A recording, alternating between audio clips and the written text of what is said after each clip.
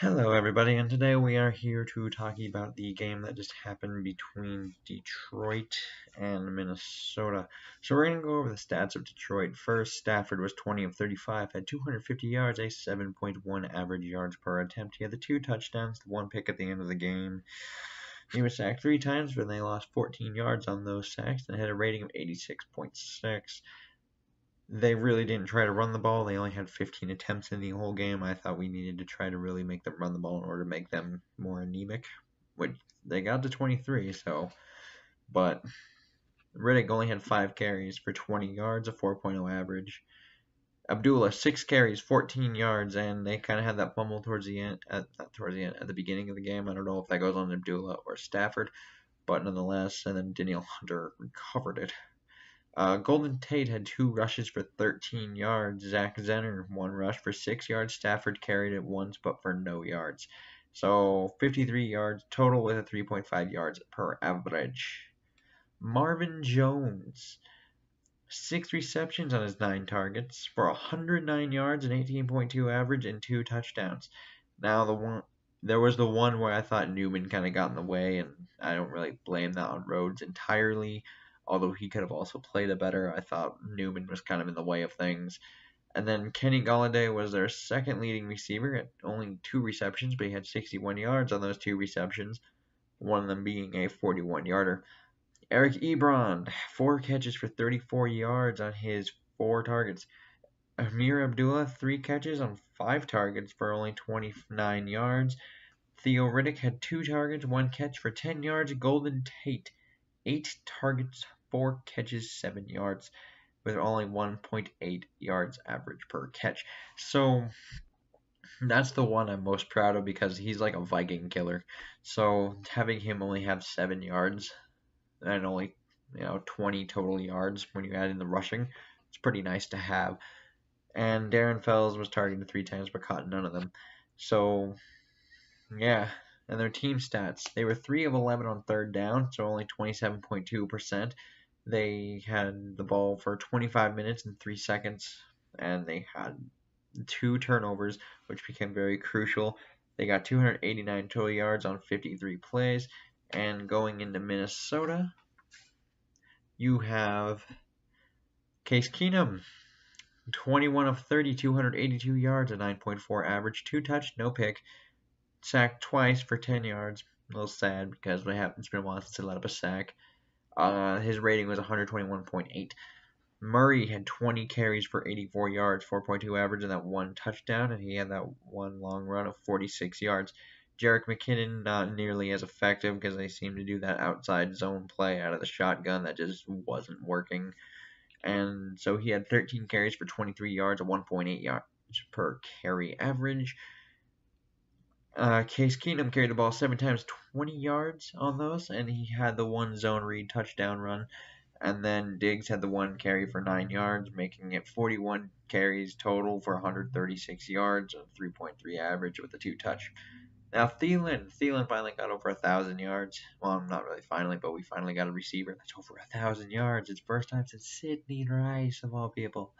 So Thielen, 8 receptions on his 11 targets, 89 yards and 11.1 average. Diggs, 5 receptions on 7 targets, 66 yards. Rudolph had 4 catches on his 4 targets for 63 yards and the 2 touchdowns. McKinnon had 1 catch on 3 targets, but that 1 catch was good for a 31-yard screen pass, which was almost a fumble that Thielen nearly scored on, which was interesting to see. But Jarius Wright, 2 catches on 3 targets, 25 yards. Michael Floyd, 1 catch on 1 target for 8 yards. Murray had 1 target but did not catch his 1 target. So Minnesota, 6 for 13 on third down, 46.1%. 34 minutes and 57 seconds of time of possession.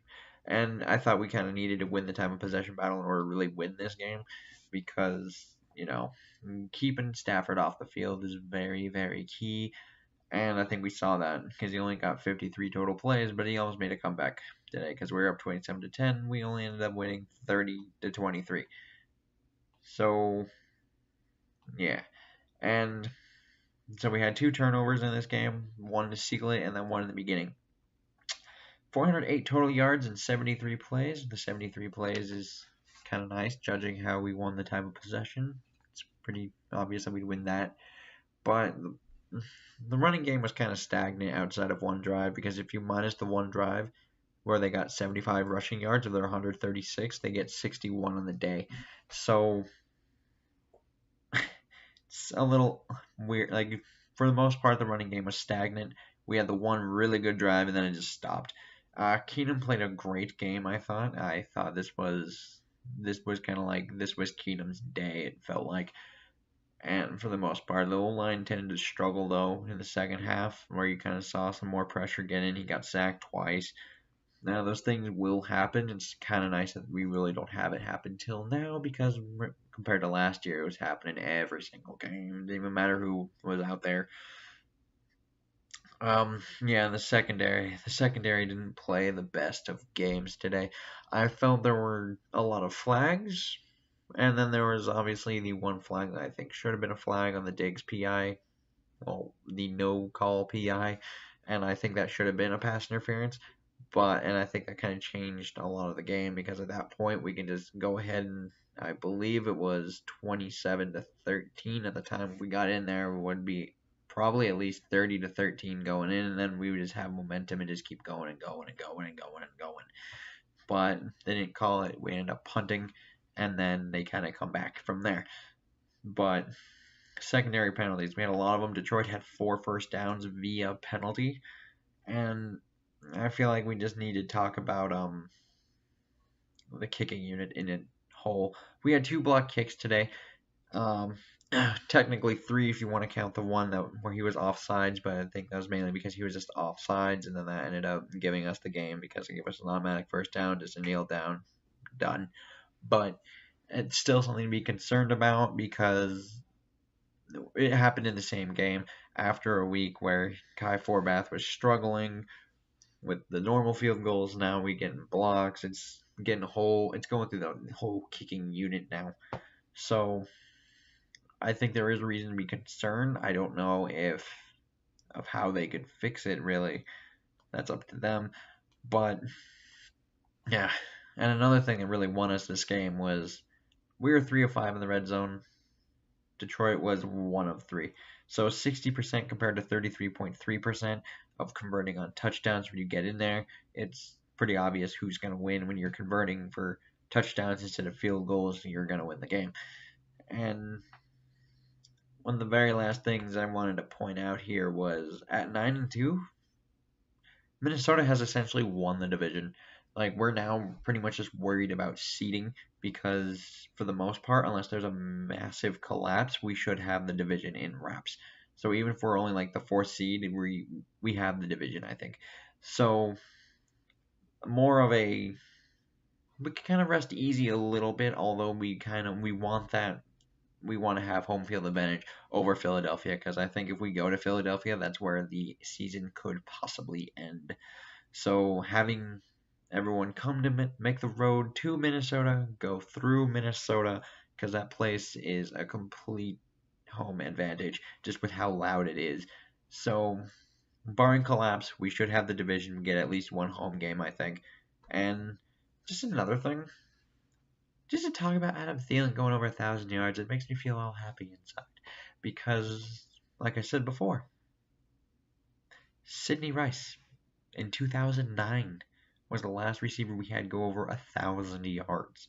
So having a guy go over 1,000 is kind of a big deal, even though it isn't for most teams. Like, oh, cool, he got 1,000. With us, it's like, got 1,000. But yeah, just a little congratulatory there to Thielen.